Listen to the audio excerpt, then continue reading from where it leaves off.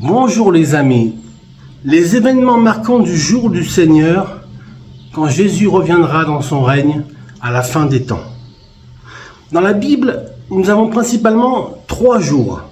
Le jour de Christ, le jour de Dieu et le jour du Seigneur. À titre indicatif, il sied de noter que le jour de Christ et le jour de Dieu sont inclus dans le jour du Seigneur.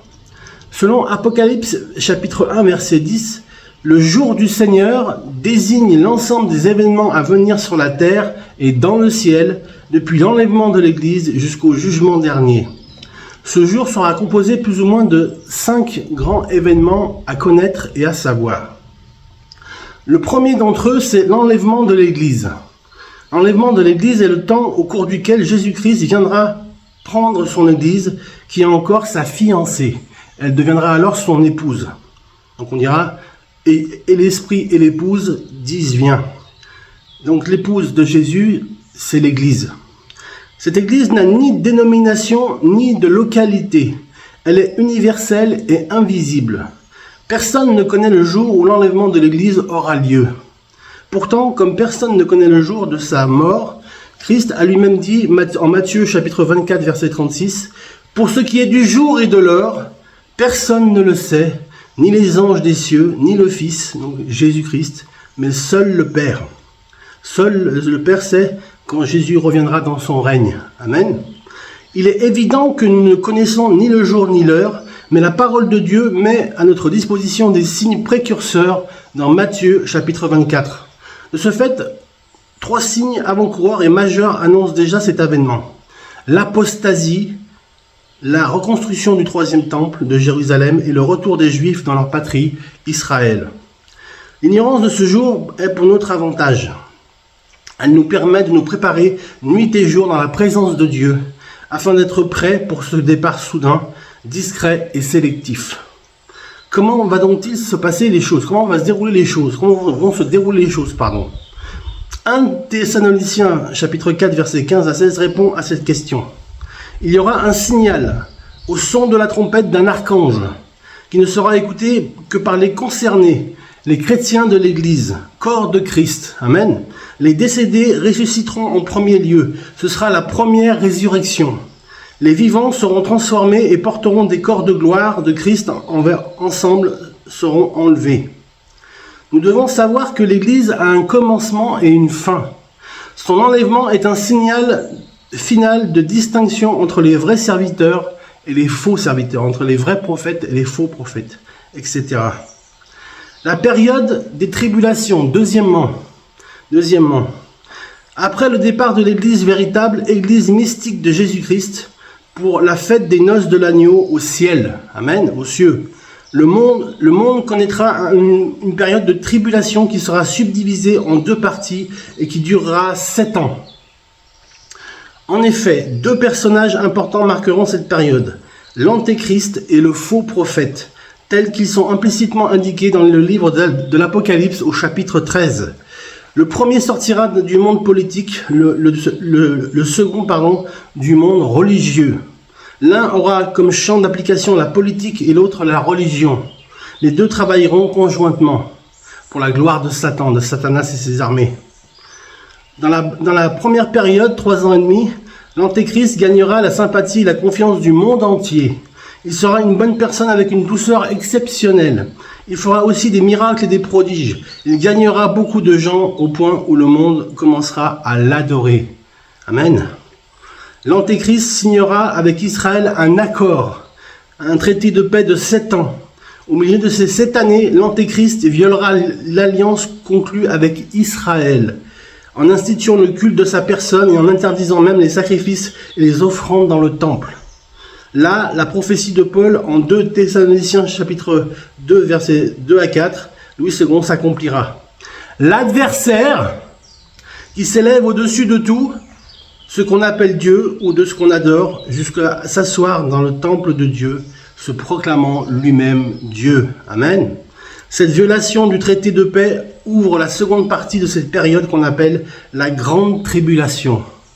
C'est au cours de ce moment que l'Antéchrist montrera sa vraie identité. Il massacrera les Juifs et dévastera la terre d'Israël. Le monde connaîtra une période d'atrocité sans précédent.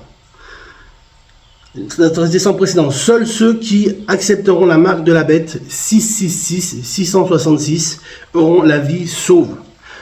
On ne pourra pas acheter ou vendre sans avoir cette marque, et ceux qui croiront en la Bible seront martyrisés, persécutés et mis à mort. Une seconde chance de salut sera possible, mais à quel prix? L'évangile sera annoncé par les 2 témoins et les 144 000 missionnaires juifs. Les chrétiens qui accepteront l'évangile de ces messagers mourront tragiquement et iront rejoindre les saints aux noces de l'agneau, tel qu'il est écrit dans Apocalypse chapitre 7, versets 13 à 14. À la fin des 7 ans, le Seigneur Jésus apparaîtra en gloire pour juger le monde et détruire les principaux acteurs du mal. Tout cela est écrit dans la Bible, mes amis. Je n'invente rien du tout. Lisez la Bible, lisez l'Apocalypse. Donc, je le disais, Satan, Antéchrist et le faux prophète. Tous les rois de la terre se ligueront pour combattre le peuple de Dieu. Et le lieu de rassemblement s'appellera Armageddon. Mais la bataille se passera dans la vallée de Josaphat. Là, Christ écrasera le mal et emprisonnera Satan pour établir son royaume de 1000 ans sur terre. On continue. Troisièmement, le millénium. Bien comprendre les choses eschatologiques qui vont se dérouler sous nos yeux. Le millénium est une période de 1000 ans de paix, de justice, de joie et de prospérité sur la terre. Il interviendra quand Christ jugera le monde et arrêtera le diable. Apocalypse 20, versets 1 à 2. Pour accomplir sa volonté, sa promesse et rendre la terre comme le ciel avec son épouse et ses élus avait été faite dès l'origine. Il y aura une restauration de la terre. Il n'y aura plus de mer.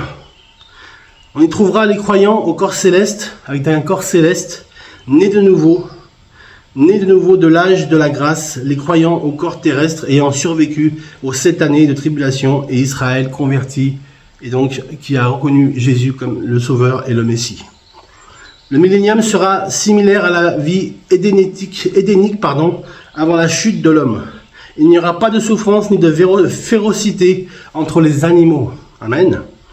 La malédiction sera ôtée et le sol redeviendra fertile et productif. Il ne sera plus biaisé et maltraité par l'homme comme il l'est actuellement. Les ronces et les épines disparaîtront. La longévité qui avait cours avant le déluge sera rétablie. Amen. Gloire à Dieu. Le royaume de 1000 ans sera un royaume de soumission et d'obéissance au seul roi, le roi des rois, le Seigneur des seigneurs, Jésus-Christ, qui a été humilié au calvaire pour notre salut, pour ton salut, pour mon salut, mon ami, pour notre salut. Nous devons croire en Jésus-Christ comme Seigneur et Sauveur, en haïssant le péché sous toutes ses formes pour avoir accès à ces jours merveilleux et glorieux que nous vivrons à la fin des temps. Quatrièmement, la dernière révolte de Satan. Il va vouloir jouer les prolongations, mais il ne va pas y arriver. Car le combat, il l'a perdu à la croix. Quand Jésus a expiré, il a dit « tout est accompli ».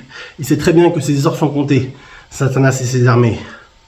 Satan ne sera pas lié pour toujours dans l'abîme qui n'est qu'un lieu provisoire pour lui.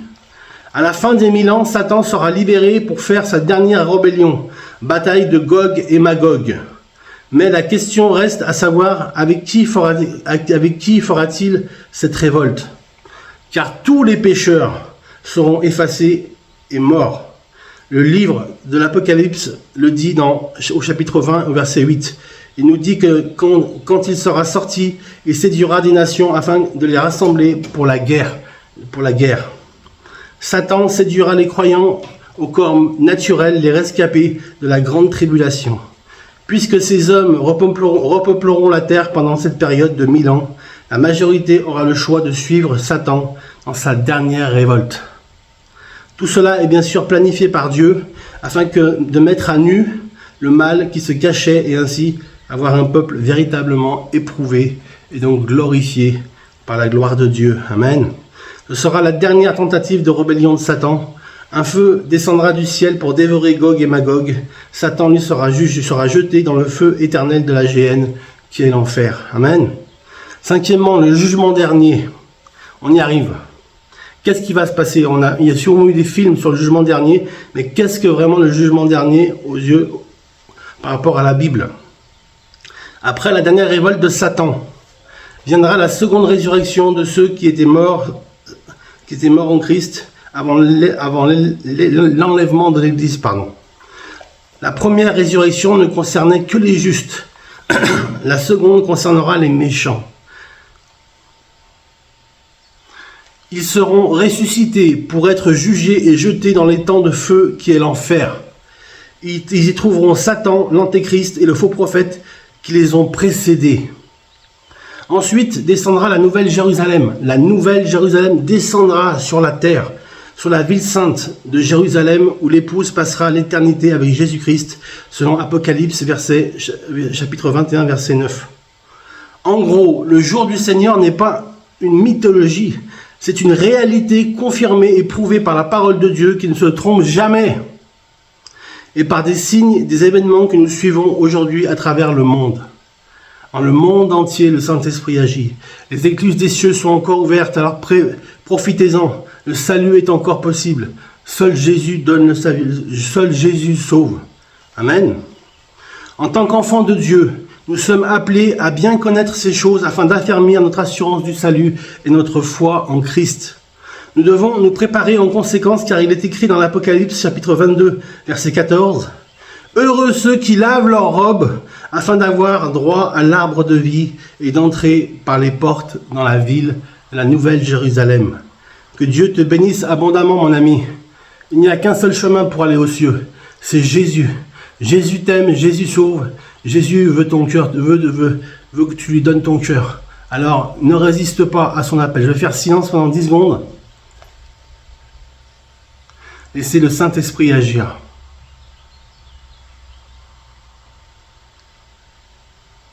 L'Esprit Saint est là. Serre la parole de Dieu dans ton cœur. Amen.